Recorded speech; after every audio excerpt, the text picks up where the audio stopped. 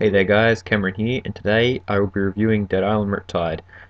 Dead Island Riptide is a mini milestone for me, as my first review here on YouTube was on the first Dead Island that came back out in 2011. So it's kind of a mini achievement to be on YouTube from the first Dead Island to the second Dead Island for me. So with all that said, let's begin. Uh, Dead Island is not a sequel to the first Dead Island. It's not Dead Island 2, so don't get that mixed up. Dead Island Riptide is kind of like another story to the Dead Island franchise. You still play as the same four survivors with the addition of a new survivor who is good with hand-to-hand combat, and you've still got your old characters like Sambi, Zenmei, Logan, and Perna, and they all have the same skill sets and moves that you can use. You can carry your character over when starting Dead Island Riptide. You can carry your character over from Dead Island.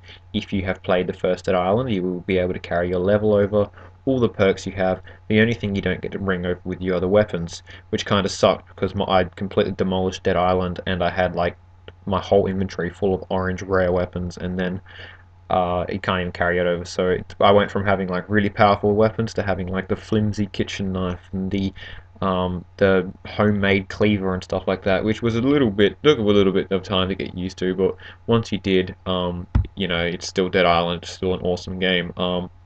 So the graphics are very simple. They're pretty much the same to the first one.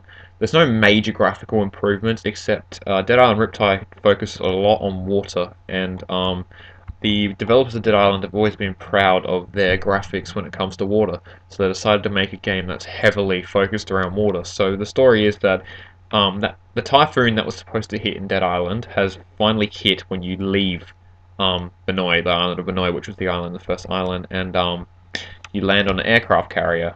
Sorry, no, a cargo carrier that's carrying a bunch of soldiers and this guy named Serpo, who's like a military scientist. The typhoon hits, Serpo leaves you for dead, and you end up getting washed up on another island called Palanai.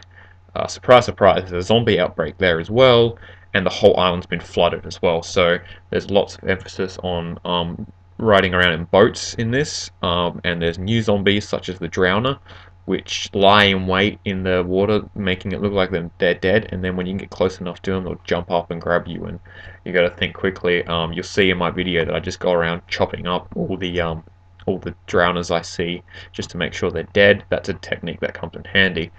Sadly there's only two main areas in Dead Island, and a bit in Dead Island there was you had the beach, you had the city, you had the jungle, and then you had the prison. In Dead Island Riptide, you only have the jungle, and then you have the city. There's a little ferry station, but it's not very big, and it's not very enjoyable to hang around in. Um, so that was kind of a letdown. I was kind of hoping they'd have bigger, better maps, but really they kind of just took down the game a whole another level. The maps are big, but I would have preferred maybe a different map, because like, we've seen the jungle scene before, and Henderson is very similar to the city in Dead Island. Moresby, I think it was called.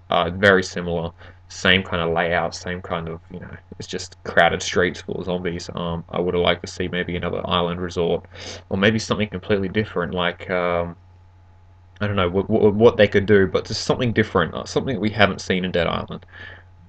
There is still the four-player co-op, and that still rolls smoothly.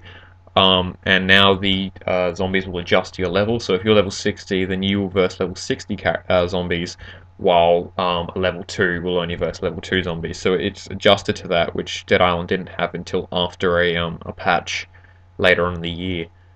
Um, so the game overall, really, although it's a great game, it does just feel like an expansion pack for Dead Island. There's no real improvements. The story is still kind of an afterthought. You'll spend more time doing side quests and exploring all the different dead zones, which are new to the game, which house like special zombies. You'll spend more time um, looking for them than you will actually caring about the story. The story is forgettable, and sadly that kind of brings it down. But overall, it's the Dead Island experience. It's zombie slashing fun. It's gory. It's brutal. There's new zombies such as the Charger. It's actually called the Wrestler, but I call him the Charger because he looks like the Charger from Left 4 Dead. So you can see where they got their inspiration from. You've got the I think what are they called? The Bomber or something, the Grenadier. And they pull off pieces of their large boils and throw them at you, and they explode and do hell with lots of damage. Speaking of overpowered zombies, For some reason in Dead Island Riptide, if a zombie throws their weapon at you, it is an instant kill. And that pisses me off so much because the amount of times I've been killed by a zombie that turns around and chucks his weapon, it takes down all your health, no matter how much you have. It's bull. I'm pretty sure that's either a glitch or the Dead Island makers just want to be trolls and kill us really easily. Thanks for listening, guys. If I have to give Dead Island a rating, I'd probably give it an 8 out of 10, maybe 7. The story's a letdown, but graphics, gameplay are amazing. It's still a brutal game. I've played about 30 hours on it already. It's been out for 2 weeks, and I've demolished it. I've finished the story like 3 times now. I've done all the side quests. I got all but 3 achievements in my first playthrough. So I just completely demolished the game, and I'm sure you will too. Thanks for listening, and my next review will hopefully be on Metro Last Light.